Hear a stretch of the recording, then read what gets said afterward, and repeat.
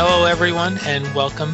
This is Steve Marinucci, freelance writer for Billboard.com, Goldmine, and Access.com, welcoming you to another edition of Things We Said Today, where we get together just about each week to talk about everything happening with the Beatles. Let me introduce who's with us. First, coming from the great state of Maine, the author of The Beatles from the Cavern to the Rooftop, and Got That Something, How the Beatles, I Want to Hold Your Hand, Changed Everything, our musicologist extraordinaire, Mr. Alan Kozin. Hello, Alan. Hey, Steve. Hello, everyone. And coming to us from the great state of Connecticut, the host of the Beatles show, Every Little Thing, Mr. Ken Michaels. Hello, Ken. Hi there, Steve. Hi, everybody. So it's just the three of us this week. We do not have Al Sussman, who couldn't be with us. But we've got a whole schedule of things to talk about, basically about Sgt. Pepper this week, but we are going to talk about a couple of other things that have happened. Paul McCartney started his tour since the last time we were with you all. The set list has not changed all that much, but you guys want to say, and he also added some U.S. shows. But, I don't know that there's that much to say, especially I was a little surprised that there weren't more set list changes from the last time. But, Alan, you got anything to say at all? Well, not a lot. I agree with you about the slowness with which the set changes from tour to tour. And I guess the surprising thing is we all get these things on, everyone's taping these shows. And they're up on a tracker somewhere on the internet within a day or two of the show, so we can actually follow the tour progress. And a lot of the time people get sound checks. At sound checks, he's always mixing it up. He's always playing other stuff that, and you would think that, well, maybe couldn't he rotate some of these things into the set now and then, Right. I understand, when you have a catalog like his where there are so many songs that everybody wants to hear. Okay, but maybe, I don't know, there's always someone going for the first time and wants to hear Hey Jude and Yesterday, but an awful lot of people at this point have seen him many times and I think would be happy to hear something different. He does a really long show. There's plenty of stuff, but if you've gone, you'd like to hear some new things besides, he added You Won't See Me this time in Tokyo. I think adding just, one song here and there isn't quite enough. It's not, it would be more exciting, especially even given that everybody is following it through the instant bootlegs these days. It would be exciting for that too, people following things, and to go to a show and not know absolutely what the set list is going to be, I think would be fun.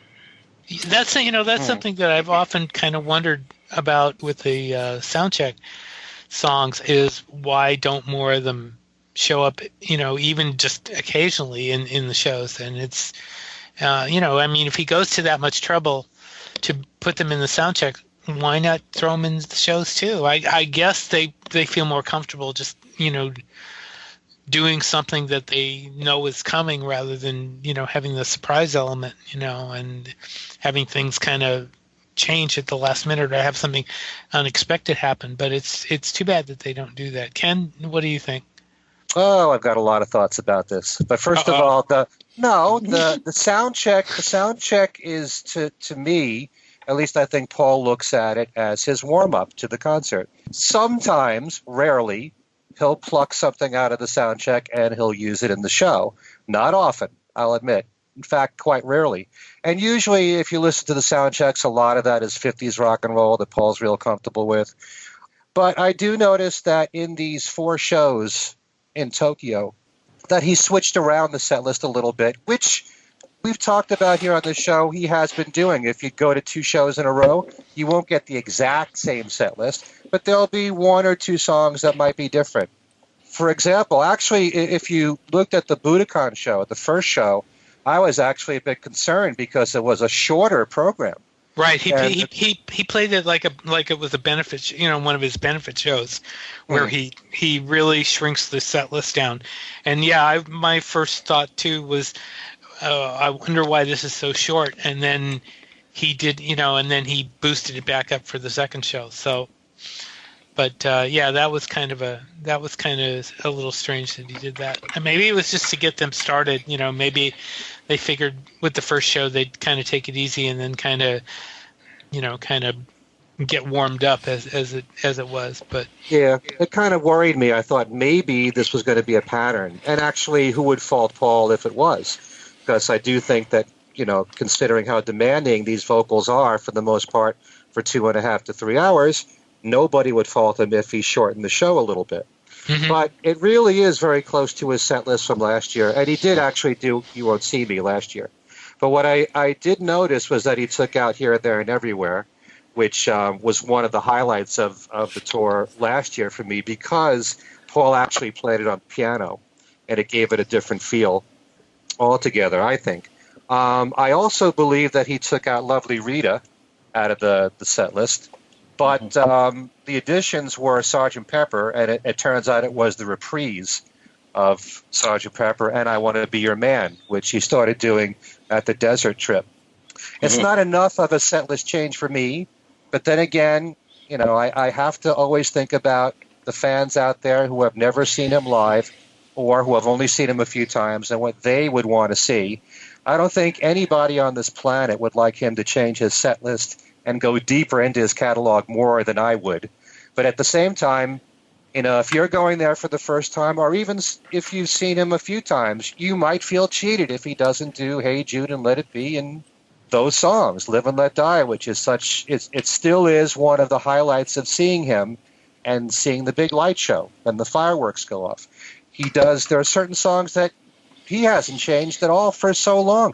I'm stunned. He'll never not do Live and Let Die. That's, you can pretty well guarantee that will be in the set list forever and ever and ever. Yeah, but what really surprises me is that ever since he started touring in 2002, he's been doing Here Today and Something as his tributes to John and George, and he hasn't changed them at all. You'd think maybe he'd be a little bit tired. I know that he's very proud of his song Here Today, as he should be, but there's so many songs you could dedicate to John. I loved when he did that medley in Liverpool, when he did the medley of Beatles songs and Give Peace a Chance. That was really nice, but you'd think maybe after 16, 17 years of doing the same tribute songs over and over again, he'd want to do something different. I loved it when he was doing All Things Must Pass live. But why can't he, change that a little bit? He's a creature of habit. Definitely a creature of habit. Anyway. But that said, there is one interesting footnote about the Japanese tour. Okay, when they arrived in Japan, Nancy was wearing a 1980 Wings Tour of Japan jacket. I saw that. And that, would not be an accident. In perfect shape, too. I don't know if you saw, there's a QA clip of him that must have been for Japanese TV or some aspect of the promotion of the tour. And he's reading a bunch of cards with questions on them that theoretically Japanese fans have sent in. And the very first question was, what was that jacket Nancy was wearing? And he kind of copped out. He said, well, it's a vintage Wings jacket from, I think it was sometime in the 70s. So, and it seemed odd that he would cop out because he made a point of having her wear that, and he made a point of making that be the first question. Maybe I guess he figured that people watching it knew exactly what it was, and he was tweaking them a little bit, Right. But yeah, that was kind of an interesting footnote, I think. Yeah. Could I just add one thing here? Mm-hmm. Go ahead. I was very surprised when the American dates were announced, and there were 14 all at once. because, we've been complaining here on this show that everything trickles out, a few dates at a time. Yeah. And here, I can now plan my vacation because of the dates, in New York and the one in New Jersey. And I'm also quite surprised that he's doing, if you include Syracuse, between New Jersey and New York, there's 5 dates. I mean, that's a lot. Are you going to every one of them? No, well, I got tickets for Barclays so far. Okay. And, I don't know how much you want to talk about the struggle to get tickets during the pre-sale, but my wife and I are furious about the whole scalping problem that we're having right now. But immediately, tickets are selling for up to $1,000 on the internet from scalpers who have already bought these pre-sale tickets. And it's just disgusting. Yeah. But I feel very fortunate. I'm going to go to Barclays, and I hope I'm going to shoot for Madison Square Garden too. So we'll see. And he will probably add. I wouldn't be surprised if he adds more at some point. I really doubt that will be the end. I'm just guessing, but I would think that there will be more. He's not coming out this way at all. So, Or up this way. Or your way either. So yeah, there's a number of areas he could easily cover. Anyway, let's talk about Sgt. Pepper. Ken went to the listening session it was in New York City, Ken? Yes, it was. And yeah. Where was it? I got to remember the exact place. I could look it up. I don't know it off the top of my head. Okay. But the building, it was actually a place where it's known for having a great sound system. Okay. So it was very wisely chosen. Mm-hmm. And Giles Martin was there, as was Jeff Jones, the CEO of Apple. And they did a Q&A, as a matter of fact. It was at the World of Macintosh Townhouse. Okay. Thank you, Alan. I couldn't remember the name. Yeah. So what they basically did was they Giles played a few excerpts from the alternate takes. Mm-hmm. He played one of the alternate takes of Fixing a Hole, which I believe was take 3, and it was a little bit faster than the one that we've come to know. And he also played the mono She's Leaving Home, just so that everyone would know, and everyone in the audience knew, that it was slightly faster. And he played part of Lucy in the Sky with Diamonds, just to show the mono version had the ADT, the double tracking of John's voice, so it gave it more of a spacey feel. And then he played the entire new stereo mix for everybody. Okay. And in this room, and you got to imagine, it's a great sound system they have there. I got to sit in the front row by accident, and in the middle. Now, I should point out, much to everyone's surprise, Elvis Costello was there with us. Mm-hmm. That's what I heard he was there. Yeah, and so I got to hear this new stereo mix, and I was totally blown away by it. I know that it's a phrase that's overused, but it's kind of like you're hearing it for the first time, because I've never heard this album with such clarity before. And when they're doing the process of what we've been talking about here on this show, being able to take the original tapes that were used, that were fed into the multi-track, and be able to separate them. And I haven't seen an interview or read an interview with Giles Martin where he explained what exactly they did. If maybe they made it into an 8-track or a 16-track recording. Maybe you guys know. But the separation of all the instrumentation was just so clear. And I'll tell you what really impressed me the most was hearing Fixing a Hole, because I've never heard Paul's voice so amazingly powerful as in the very beginning of Fixing a Hole. And also the clarity of the Indian instruments in Within You Without You. You never heard the sitars and the tablas so clear in your whole life. When the drums kick in on Lovely Rita, oh my God, the drums really benefit. Most of all, I think, probably. Although everything benefits from this new mix. But and A Day in the Life was amazing. It's just the whole experience of hearing it loud, all the instruments really clear. The guitar solo from Paul in Good Morning was right in your face. It was very pronounced. The whole experience blew me away. And the thing is, since I've spent most of my life listening to the stereo mix of Sgt. Pepper, more so than the mono, I know that the two of you are, you probably would say you should have spent more time with the mono, and I understand the reasoning behind it, and I probably should have spent more time with the mono. I'd like to know. I'm not going to say that, but go ahead. A lot of people feel that way now because that's the way the Beatles felt. Mm-hmm. That's how they listened to it. And so the question I'd like to ask Giles, if I get the chance or we get the chance, is this really a stereo mix that's closer to the mono sound, or is it more closer to a mono mix with a little bit of stereo in there? Because, there are moments when the stereo is so obvious, especially in A Day in the Life, when you hear Ringo's drums in the right channel. So, and so clear. So, what was the balancing act going on between the mono and the stereo there? That's what I'd be most curious about. Well, I think it's meant to be stereo in the sense of, actual sound stage and placements and things like that. I think what he's saying is that he's guided by the differences between the mono and the stereo, and he leaned on the mono. Yeah, using the mono characteristics, and doing less of the extreme panning that you sometimes got in the stereo, even on Pepper. Right. Although on Pepper mostly the vocals are pretty centered. It's not always, but I think that's what he wanted there. A powerful, punchy sound. Right. In terms of, you were asking about the multi-tracks, it wasn't that what Giles did with making a multi-track. This was done way long ago, in the 90s or even perhaps earlier.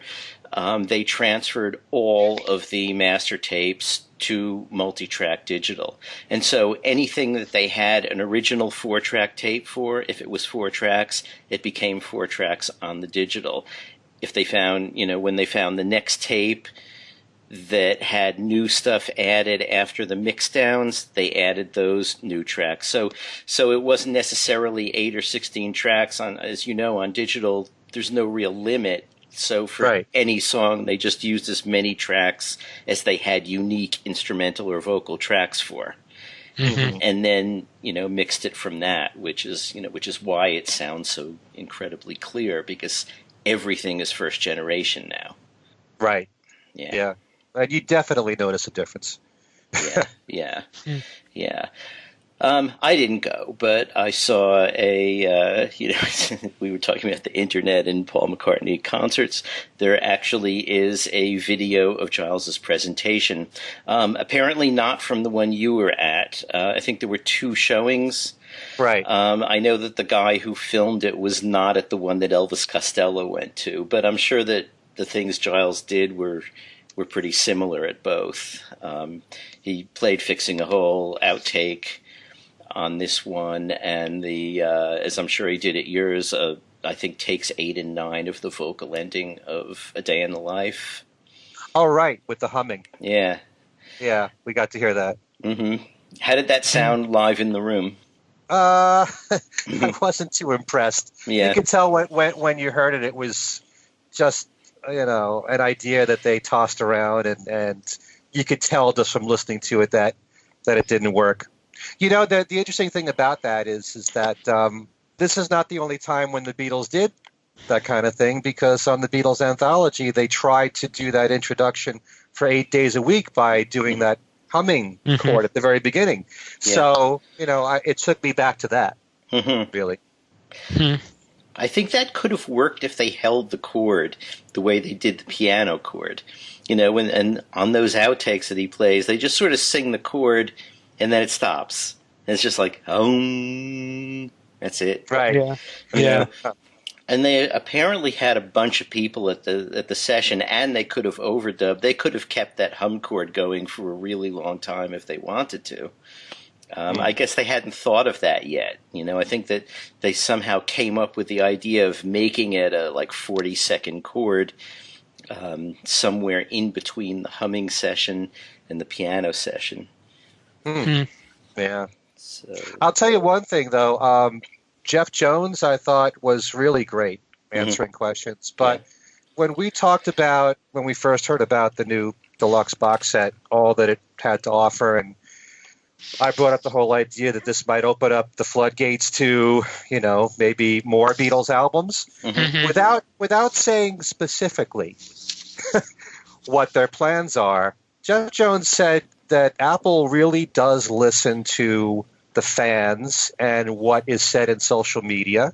And it wouldn't surprise me if they pay attention to podcast shows like this for getting ideas of what to do. But I know that Jeff asked the entire audience, you know what's in the box set. You've been told what's in the box set. Does this make you happy? And everybody, said yes, obviously. Everybody in the audience, they were all big Beatle geeks. And so it's kind of hinting that this is what's being planned, without saying specifically what albums, what would be next. But if this thing shows strong interest, there's no telling what could happen, and I think it's very promising. I really don't think this is a one-off. I still would have a question mark as to whether they'll go through the whole catalog. I think, like I said last time, I think, or when we talked about this originally, I think Abbey Road is a definite candidate, but I don't think I can't see them doing it for every single album. I just can't. I hope I'm wrong. I mean, I would love to be wrong on this one, but I really think there's a limit to the number of albums that we'll see this with. Well, we'll take whatever we can get, but I just think that's without question. But the fact is that CDs aren't selling much anymore. And although I mean the advance orders on this have been astounding. This has gotten a lot of good reaction. It's all anybody is talking about. But I really kind of doubt that they will go through and do every single album. I can't see that. So I could certainly see the White Album being treated like this. There's so many songs on there. You can easily do one CD of outtakes or even more. Oh yeah, there's no question. It's whether they will go through and do all of that. And it's also a programming thing too, as far as the CDs go. They're not going to throw a bunch of random outtakes on a CD and say here. They want it to sound halfway decent. So sure. Again, I hold that it's not going to happen with every album. I mean, I would sure I would love it to, but I mean, with the Beatles would be another one that would be fun to see, or Please Me, only because they're both early and because the historic nature of those albums. But they're all historic. Yeah. So yeah, I can't think of one of their albums where I could not see how a package like this would work.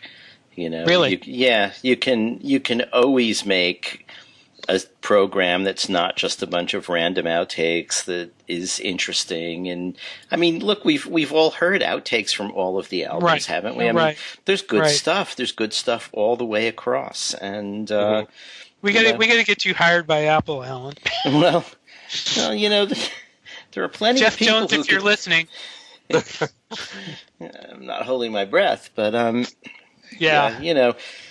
I think it can be done, and I think that if this sells, we'll see a bit more. I mean, it might start with the White Album or Abbey Road, but I think they'll then go back.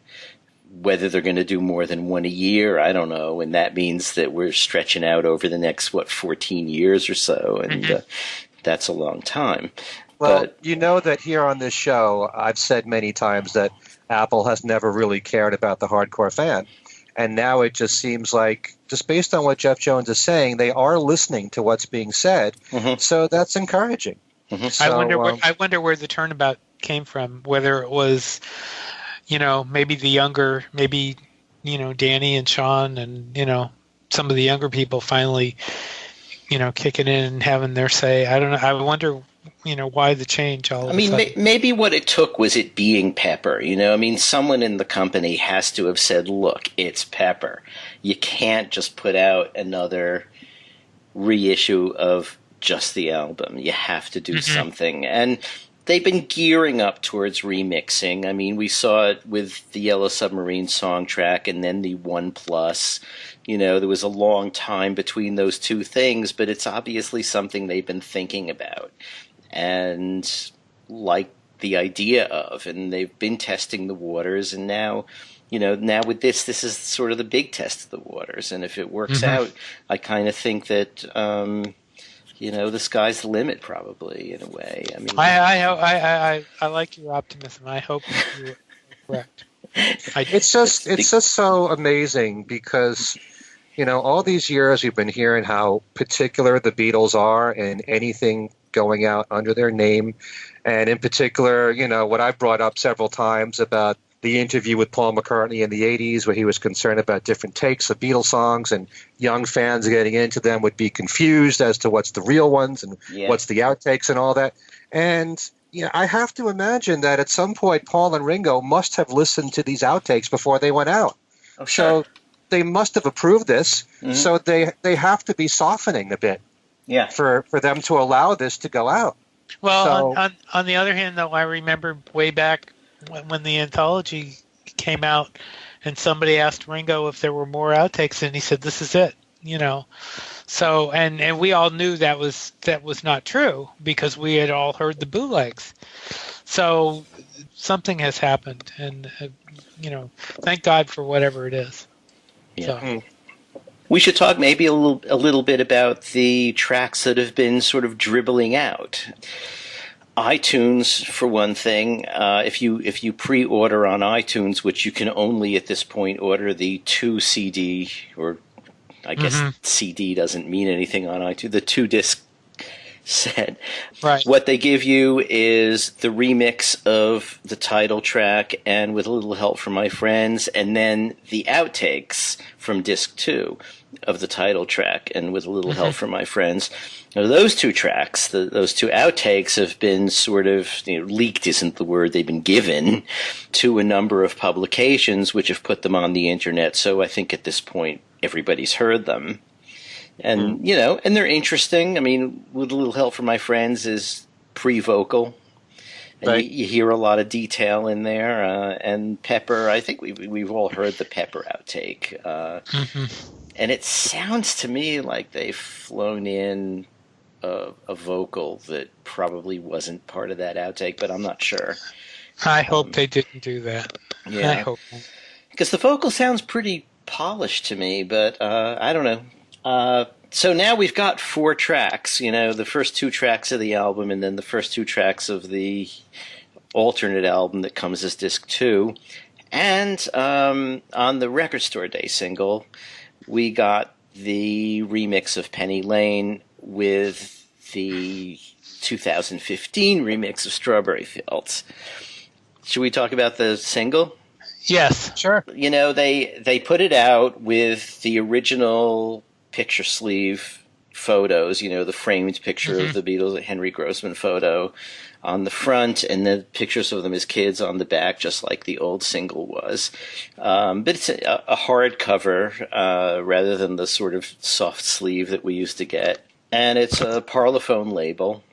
And it's Penny Lane and Strawberry Fields, except they're both not the mixes that were on the original single. Obviously, they're stereo. Strawberry Fields is the one that we know from One Plus, and Penny Lane is the new one. And it's kind of interesting because when One Plus came out, Penny Lane was one of the tracks that people complained about. I didn't mind it at all. I mean, I loved the clarity of it. I mean, it sounded completely fresh and new to me. But the problems for people who didn't like it were that it was like way too bright, for starters. And because it was so clear, it almost seemed in a way as if it wasn't, you know, blended the way a track is when you mix it. It sounds like everything is standing out.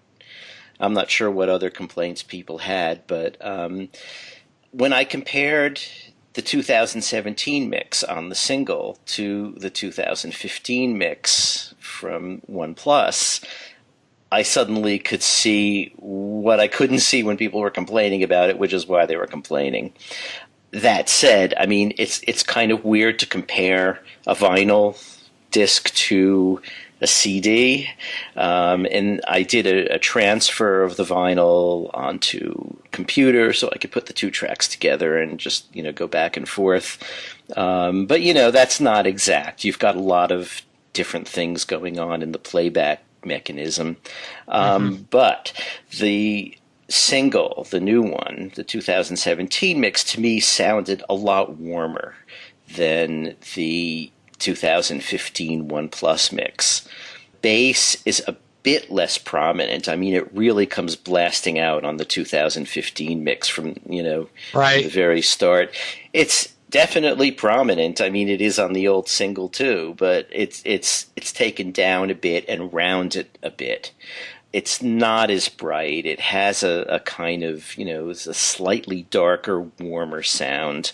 On the 2015 mix, you hear a lot of those snare hits as if they're, little explosions, and that's toned down a bit on this too. This sounds a lot more like the single and the stereo mix on the album track always sounded like, as opposed to the sort of ultra spotlit version that we got on the 2015 mix. But gives you yet another mix. And would you compare it to the Let It Be Naked, to what they did with Let It Be Naked in terms of the sound, the way they warmed the sound? Yeah, I'm not sure. I mean, I haven't listened to Let It Be Naked in a while. But I mean, to me, it just sounds a bit more like the normal recording did, but with a great deal of clarity, just not a great deal of ultra brightness. That's the difference. It's the brightness that's. Did they use the trumpet ending? No. I thought they said they were going to do that. I think there is a take on the 6-disc set that has the trumpet ending. There is. Yeah. I think it may even be in mono, actually.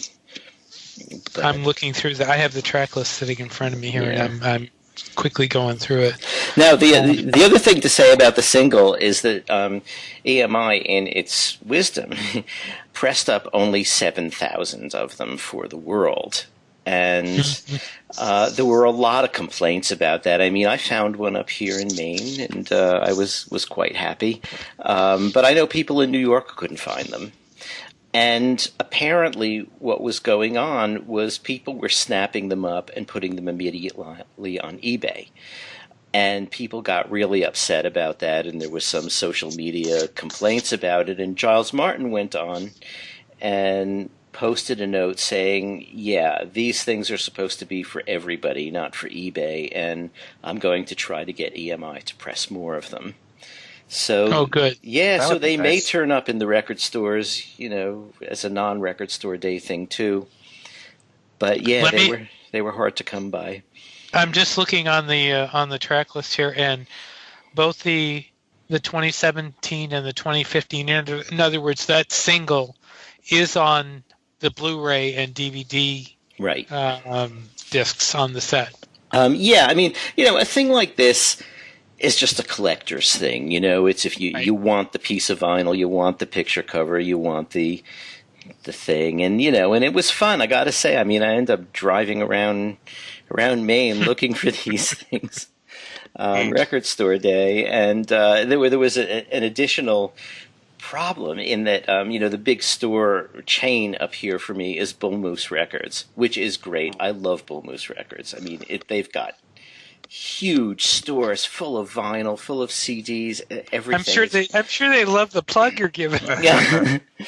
Well, the funny thing is I went into the one right here in Portland, and I saw someone I know who works in their administration, and I said, so you can only buy one of these, huh? And he said, yeah, you can only buy one. And I said, well, okay, I can drive to one of your other stores then if I need another. And he said, a lot of people do. So I then drove to another store, and they were out of it, and another store, and they were out of it. And I finally found a third store that had 2 more copies. So I knew you could buy one at a time. So I brought it up to the counter. I handed them my Bull Moose card, which apparently is required to buy something on Record Store Day. And they said, you've already bought this. And I said, yeah, I'm buying it again. And they said, well, you can't. You can only buy one. And I said, well, I just spoke to your chief financial officer, and he told me that, I said, you can go to a different store. And he said, well, a lot of people do that. He didn't say, but when they get there, they're going to be told they can't buy it. Oh, come on. So I couldn't buy it. And, so I didn't get the second one I was looking for. But oh, well. Yeah. Oh, well. Alas. Who knows? Maybe you'll find one eventually. Well, if they print more and put them out, I'll go buy it again, Sure. I'm not really a collector for these things. I care more about having music that I don't have more than anything. Mm-hmm. But the Penny Lane Strawberry Fields picture sleeve has always been one of my favorites. I love that, yeah. Yeah, I do too. So I would go for one of those, but I didn't actively. But maybe I should, especially if they're going to make more than the 7,000. So yeah, that's right. Alan, you also got the. You were saying you got the McCartney cassette. I did get the McCartney cassette. I didn't listen to that because I ran into someone who had listened to it, and he said that it was precisely the same as the downloads, except that it sounded more compressed. And I thought, okay, that's not really a good selling point, so that one I've left still sealed and put with my McCartney stuff. I've seen a photo of the cassette, and it looks like kind of like the handwritten lyrics that Paul puts in his remasters. Mm-hmm. It looks like you have his handwriting there, and it looks like he just wrote it, kind of the same way, kind of digitally, kind of. Is that true? Yeah. On the cassette itself, it says handwritten, in parentheses, demos. Then the label has, where there's the date. It's one of Paul's drawings of a head smiling. Just one of his quick offhand doodles. On the spine, he's written Paul McCartney and Elvis Costello. And then on the other side of the card label, it lists the three songs. I don't want to confess, Shallow Grave, Mistress and Maid, and then under it says in parentheses again demos. So how much were they asking for it? Because I haven't seen one. I don't really know. Oh, I just went and handed them the card, I mean, Apple could save me a lot of trouble simply by affixing a hose to my wallet and not having to think about what things cost. So Really? Really? I know that the Penny Lane was something like $7.97 or something like that, and I think this was something like that too. Really? Yeah. Okay. I was expecting that to be a lot cheaper, but. Oh, well, what do I know? But anyway. It's kind of cool that Paul is addressing the cassette as a medium, and it's supposed to be making a comeback. It's actually it's actually almost an artsy thing that he did with that, with the handwritten, handwriting and everything. So, right. That's all. You could almost say that's probably something like Yoko Ono would have done, But good for him, and I'm glad. But I think everybody's really getting excited about this Pepper thing. I think the excitement is just astounding. But I wonder, going back to the record company, Universal and Apple. What would make them happy as far as sales? Do you need to sell 10,000 box sets to be happy, or 50,000?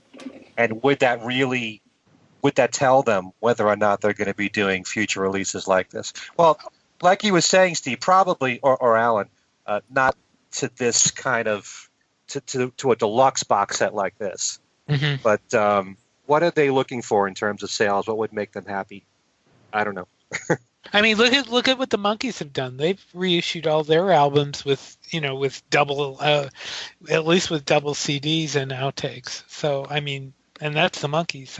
Not that I'm not putting down the Monkees, folks, but I'm just saying the Monkees have done it and the Beatles have not. So that I mean, there's an example right there. And I mean, it's become pretty much standard for everybody now. So, but the fact that it's the Beatles, they may expect a lot more in sales because of who it is. Right. You know, the biggest band ever. So they don't want to embarrass themselves by having, you know, a box set that doesn't sell well. So I don't think what would they be striving for? What would be the goal they're shooting for? How many copies? That's something I'd like to know. Good question. I think it's I think you can pretty well guarantee though that it's going to be at the top of the chart the week it's released. I think that's that's almost guaranteed. Given how the pre-orders on Amazon were, I think that's a no-brainer. I think it'll definitely happen. So, but also you've got the deluxe box set, and you also have the 2 CD set. Right, you have all those different sets. But I think the one that's going to hit the most is going to be the deluxe, and I think that's going to really blow a lot of people away. Well, that really would be something, because you're talking about something that now costs $119.99 on Amazon. For that to be a number one album would be beyond extraordinary. Well, I mean, it was number one in pre-sales for, you know, at least a couple of days after it was announced. Okay.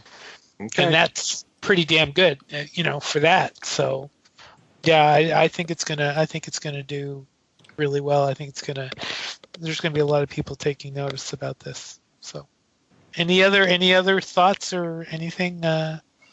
I didn't know if you wanted to bring up the Rock and Roll Hall of Fame broadcast. I did not see it, but if you guys did, I haven't had a chance to watch it yet.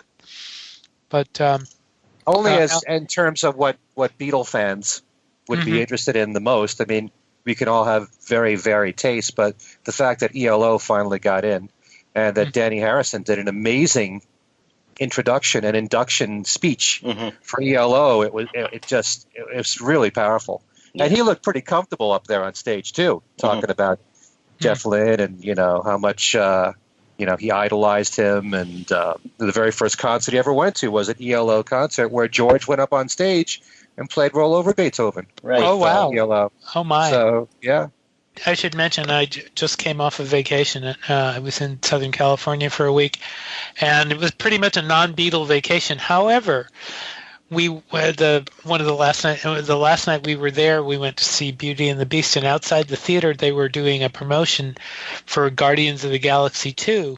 They were playing all the songs on the soundtrack, and blasting as we were coming into the area was Mr. Blue Sky. It's on the CD, and that was very cool to hear it. I mean, there were people dancing and everything, and it was kind of interesting that, you know, a lot of them were young people that probably weren't all that familiar with ELO, but they were listening. But you heard Mr. Blue Sky, and it was pretty nice. So. Yeah, well, in fact, ELO performed Mr. Blue Sky at the Rock and Roll Hall of Fame Awards. It sounded great. Did it sound great? Oh, yeah. They did Evil Woman also, and they opened the show with Roll Over Beethoven as a tribute to Chuck Berry, who had just died. So that was really classy, you know, the way that the whole thing started. Right. That's interesting, because they normally would have done that at the end. Because that's the way they usually close their concerts, you know, back in the 70s, is they closed it with Roll Over Beethoven. And that was one of the you know, best versions of that song. It was so distinctive back then. You know, I remember hearing that, you know, and just thinking it was just wonderful, because it really was. They did a great job with that. Yeah. So, Alan, your thoughts about the Hall of Fame? You watched the broadcast. I didn't see the broadcast. I listened to a clip of Dhani Harrison's introduction, and also, you know, read the text of it, and you know, I agree. It was a great intro, and it also, I think, gave us a little bit of a glimpse into, you know, George and Dhani's home life a bit, you know. I mean, we knew that George and Jeff Lynne were really tight, but, you know, hearing Dhani describe the friendship and describe, you know, how it appeared to him as a little kid, and as he grew up and, you know, and grew sort of close to Jeff and that way. It just was. I thought it was very moving, really. So yeah, and and I like ELO. A lot of people, I don't know, a lot of people really dislike them, but I've always been a fan of theirs. So I'm glad that they finally got in. I think it was overdue. As we've all heard that quote from John Lennon saying, "If the Beatles were still together now, we would be doing what ELO's doing," or something to that effect. Right. And you can see that. I mean, you could see Beatles influence all over ELO. There's no question about that. Right. I am the Walrus era Beatles, really. So yeah, I mean, other than that, I didn't see the rest of the show, so I'll catch up with it at some point, I hope. But, yeah. Also, I read the text of what Dhani had said, and usually every time you see these broadcasts, everything is so edited down. Yeah. But what Dhani had to say, I think almost everything was included in there. And what was really touching was at the very end, he talked about the fact that he worked on Brainwashed with Jeff Lynne, without mentioning the title of the album, but he was referring to that and just saying what an honor it was, to work on that album, to take all these songs that George had left behind and really mold them into, something really beautiful, which he did with Jeff Lynne's guidance. And, it's just a great speech from Dhani. And also, you mentioned overdue. I watched this show in its entirety, the HBO broadcast, and I'm just, say what you will about the Rock and Roll Hall of Fame. There's a lot of politics. There's so many artists who deserve to be in there that are still not in there. But this particular show had so many artists that deserved it that were long overdue. I mean, you look at Joan Baez, my God. How far back does she go? Right. And thank God Yes is finally in there. And they actually performed with John Anderson and Steve Howe was there and Alan White, Trevor Rabin. It sounded great. I was happy for, all the artists that made it into the Hall of Fame. Yeah, I am too. I will say, and it's a guilty pleasure, I suppose, but I would have loved to have seen Steve Perry perform with Journey, but that's me.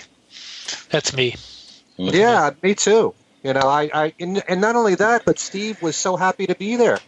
Right. You saw him on stage. He couldn't have been happier. He was so proud of Journey and talking about, it was the biggest break of his career. And who wouldn't have wanted to have been in a band like that? And yet he didn't perform. Yeah, I don't know the full reason why. So I'm not sure he does either. Because from what I've been, I mean, the whole history of the band is just very strange. But and then Greg Raleigh. Hey, Greg Raleigh got represented. Right. A Ringo All-Star is now 2 times in the Rock and Roll Hall of Fame with Santana and with Journey. So good for Greg. Yeah, good for Greg. Good for Greg. So, and Ken says that he went to see Julian Lennon at one of his bookstore appearances. Is that right, Ken? Yeah, he was at the Barnes & Noble in Union Square in New York City a few weeks ago, and he did a Q&A with Dennis Elsis.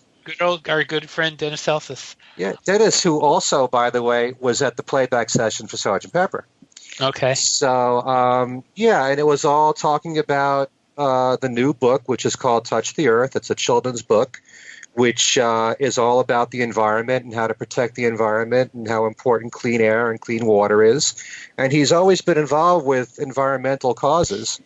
And part of the proceeds of the book go to benefit the White Feather Foundation, which he started, based on the name. The name came from what John had said to him, that to let him know that he's okay and the world would be okay after he passed away, Julian would see it in the form of a white feather, which he was handed by a tribe in Australia while he was in tour there in the early 90s. So he named the foundation the White Feather Foundation, and he's done a lot of work to benefit that organization.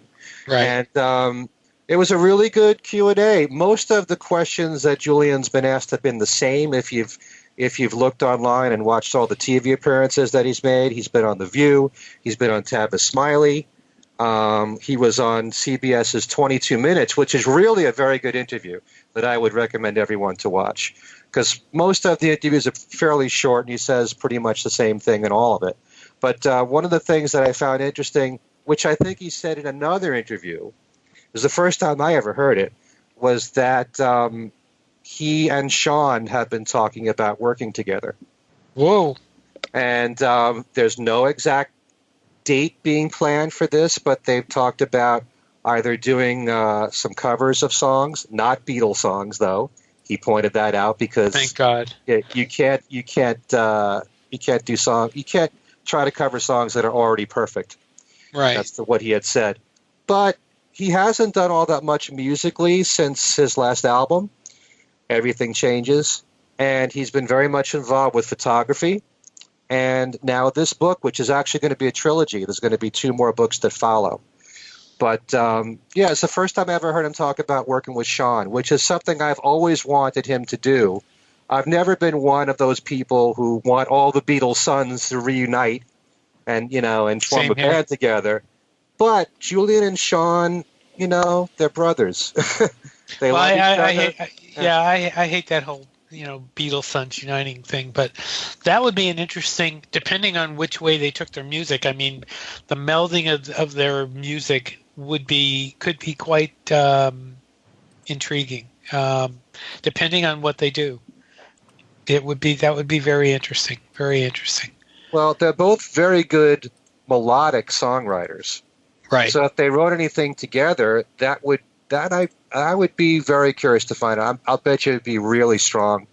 And he also brought up the fact that, there is that thing with vocals. When you've got a family with vocals, you've got that similarity in the voices. Yeah. Mm-hmm. And he pointed out the Everly Brothers, and, we can talk about the Beach Boys and the Bee Gees and those groups.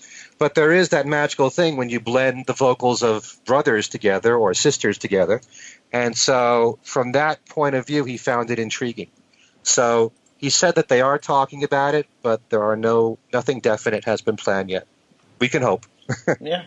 That would be very interesting. I would like to see that. I would definitely like to see them do something. It'd be even nicer. I don't know that at this point she would be involved, but even if Yoko added a little something to it, that would be really interesting. That would be nice. I'd like to see that, but we'll see what happens. We'll see. Yeah. Well, gentlemen, I think we've come to the end of the discussion. If you want to get a hold of the show, you can write to us at thingswesaidtodayradioshow@gmail.com. We're on Facebook. You can get us there. We're on Twitter at thingswesaiedfab.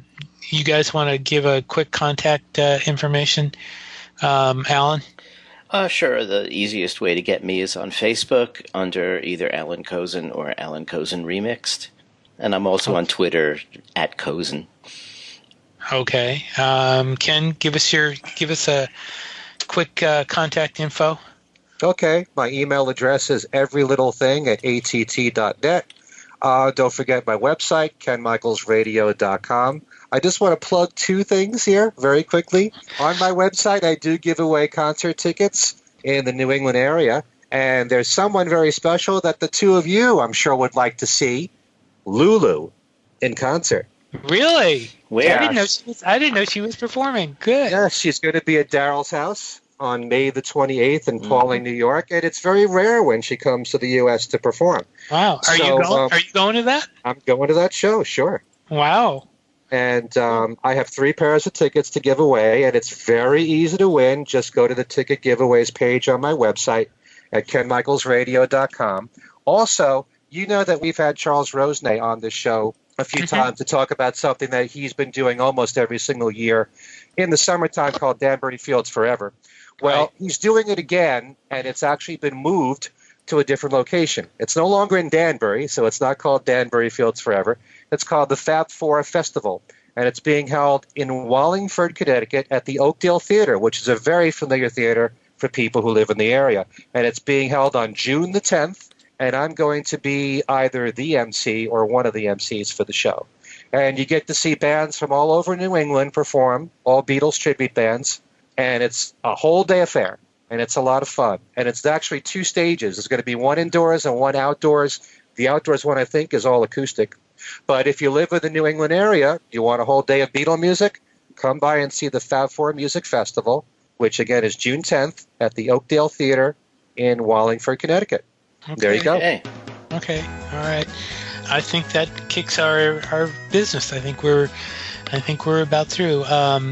Thank you all for listening. On behalf of myself, Steve Marinucci, Ken Michaels, Alan Kozin, and Al Sussman, who is not with us today, we'd like to say thank you for listening, and we will see you next time.